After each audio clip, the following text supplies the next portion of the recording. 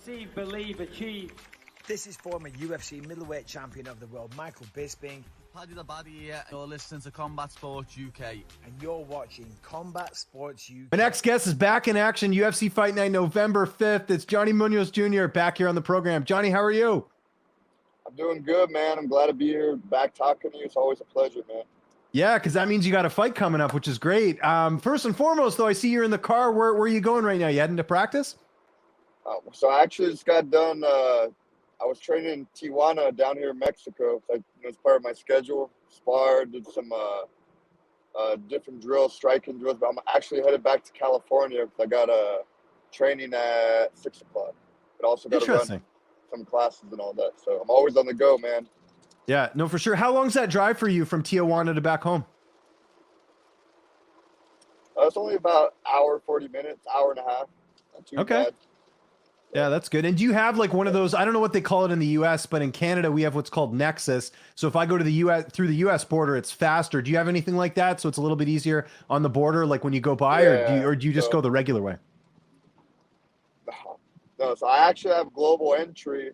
So that's global, worldwide, but with global entry, I have the Sentry. So Sentry's for to cross quicker on the Mexico side. I know in Canada it's Nexus, you said, right? Yeah, we have Nexus. That's what I use. Yeah. Yeah. So it's Sentry down here, but yeah, that saves me so much time. If I didn't have that, things would be a lot more complicated for sure. Yeah, I live 5 minutes away from the U.S. border, and I actually go to the States every week because it's cheaper to get gas over there, believe it or not. So. Yeah, so we're actually doing the same. So when I'm in there, I get gas in Mexico. It's cheaper. There you go. You're probably paying even less than I am. Like, it's brutal here. Like, I don't know what it is in the U.S. where you are, but it's nuts. Anyway, so people don't think this is a travel show. We do have to talk about some fighting. Was this the right amount of time off in between fights, or were you hoping to fight a little bit sooner? I think it was perfect time. You know what I mean? The last fight didn't go as planned, so it's good to just sit back, rethink a couple things, and yeah. So now, like, I think this was a good amount of time in between that. I feel good, very focused, and everything. So I'm just gonna, I can sit here and say like everybody says, "Oh, I feel great." You know what I mean? Everyone gives the same fucking song. You know what I mean? Oh, I feel the best I've ever felt. We're gonna find out November 5th if I feel that way. But I believe I feel great. And I feel very focused. That's what I can say.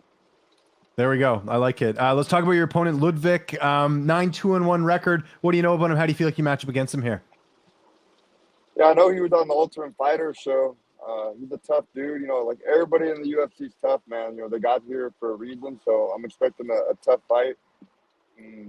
But I know he's a wrestler. He wrestled in Ukraine or something like that. But fighting wrestlers doesn't really, I don't get intimidated by that. I got the jiu-jitsu background. I also know how to wrestle too.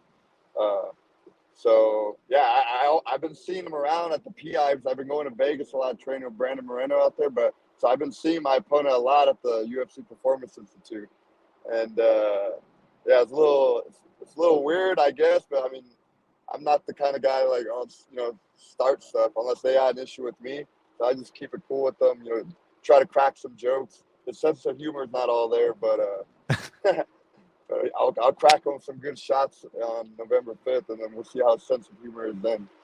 Yeah, what did you say to him? Like, are you like, hey, good seeing you, or something? Like, what do you say when you see your opponent at the PI? I was like, hey, what up, man? You training hard? Like, what are you working on over there? And he gets all, oh, yeah. Okay. Yeah, I see him in the locker room. Like, I grabbed him one time in there. Like, one time I was getting my food out of the refrigerator over there, the food they prep for you. So he was getting his food. He took it out, and I grabbed his food. And then he was all like looking. I was like, I want to see what you're taking, man. I need this stuff. So it was just like, and just fucking with him. You know what I mean? So yeah, I love it. Mental warfare. Yeah. No, it's good. It's good. I love it, man. That's great. You mentioned Brandon Moreno, training with him. Who else are you getting to train with back home and in Tijuana? Who are some of the main guys you've been working with? Yeah. So, I mean, just to name them, I mean, in Vegas, I've been training with Brandon Moreno, Marcio Fulin, Marcelo Rojo. Back in California, Alan Superglue Martinez. That's my number one training partner. Always training with him. The other guys at Sequence, and then in TJ, the shit ton of people down there training. They're the ones who've been helping me a lot, like Molo Gonzalez, Juan Diaz, Santiago Prieto. So those guys have been helping me a lot down there. Good. A nice mix by the sound of it, right? Like you get a variety of different training partners, huh?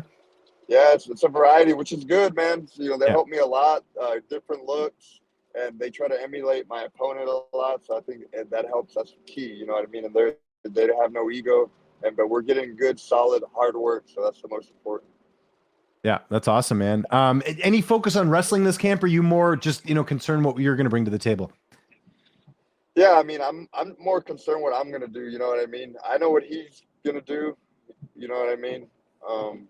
Like I said, I wrestle a lot all the time. Like I'm always, obviously in camp, you got to focus more on who you're fighting. But one thing about me, I'm always working everything: striking, wrestling, jiu-jitsu, and this is MMA. And the key is putting it all together. So at the end of the day, it's not about being the best kickboxer, best wrestler, best jiu-jitsu. It's about being the best of putting it all together. So that's what I'm working on really doing for this fight. Good stuff, man. That's great. Weight cut. I know you always make weight, but how's all that going? Yeah, it's going good. I feel good. I'm where I need to be. Still eating a lot and all that. It really gets hard like the week of though. That's where it gets real challenging. Obviously, right now, surprisingly, I don't have cravings. Usually, sometimes I have cravings, but I don't have any cravings to eat like shit food, in and out, whatever you want to call it. In and out's not too bad actually, but Yeah. just all those cravings that fighters get. So I feel very good on focus, but week of it's for the challenges, but it's no problem. I've been there, done that. I know your dad's usually in your corner. Who else will be in the cage with you that night?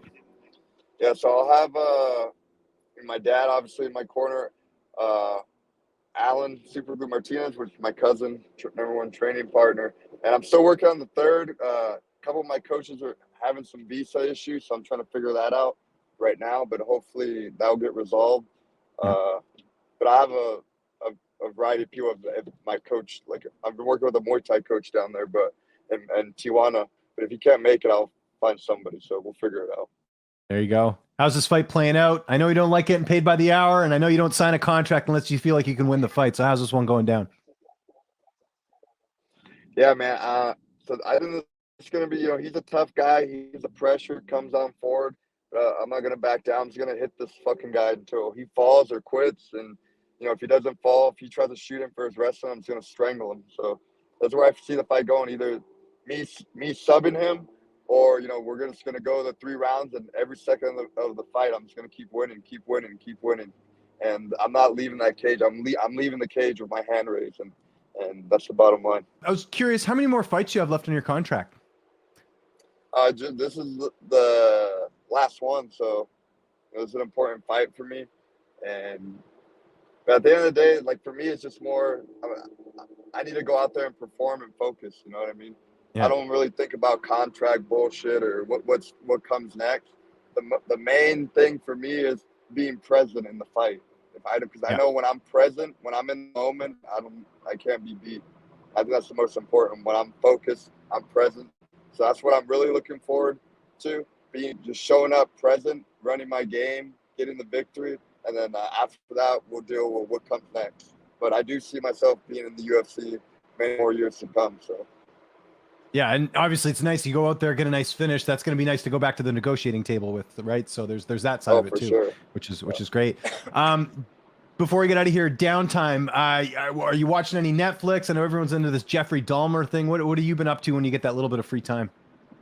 Yeah, so I mean, like I said, I like to read a lot, but I actually watched that whole Jeffrey Dahmer Netflix show. Very interesting, man. I thought I knew who that was, but I didn't really know the length of the story. So a lot of things were like, oh shit, what the fuck am I watching? You know what I mean? But definitely interesting. You know what I mean? He's a serial killer. I was actually like looking up serial killers, like that, like maybe look them up, and just different serial killers, like they're like notorious throughout history. And I've found some other shit out there. Man, there's guys way worse than this guy. You know what I mean?